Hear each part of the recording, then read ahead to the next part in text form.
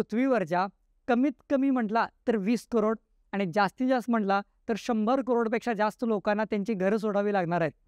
Weather म्हणजे काय? आत्ता आपल्या समोर जे आहे ते म्हणजे वेदर.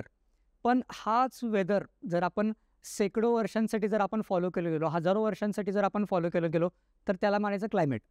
क्लायमेट चेंजला बरीच लोकं कन्फ्यूज करतात वेदर चेंज. पण आता सिच्युएशन अशी झालेली आहे की 1.5 डिग्री सेल्सिअसचा मार्क आपण ऑलरेडी क्रॉस केलेलो आहे 2023-24 मध्ये. नेट झिरो म्हणजे काय? की मी जितकं कार्बन डायऑक्साईड आपण बाहेर सोडतोय तितकंच कार्बन डायऑक्साईड आपण शोषून पण घेतोय. मग यासाठी 2 गोष्टी केल्या पाहिजेत. एक म्हणजे कार्बन डायऑक्साईड बाहेर आपण जे उत्सर्जित करतोय याचं प्रमाण कमी झालं पाहिजे आणि दुसरं म्हणजे आपण जे ॲब्झॉर्ब करतोय याचं प्रमाण वाढलं पाहिजे. आणि हे 2050 मध्ये याचं कंप्लीट आपण इक्विलिब्रियममध्ये आणलं पाहिजे. त्याला म्हणायचं आपण नेट झिरो. जास्तीत जास्त देश असे आहेत ज्यांचं कार्बन एमिशन अजून वाढतच चाललंय. For example India, China.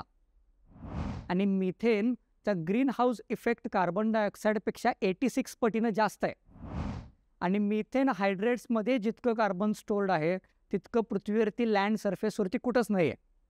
जर टेम्परेचर वाढलं तर मिथेन हायड्रेट्स रिलीज होऊ लागतात. जर मिथेन हायड्रेट्स रिलीज झाले तर टेम्परेचर इतकं फास्ट वाढू शकते, इतकं फास्ट वाढू शकते ज्याचा आपण अंदाज पण लावू शकत नाही.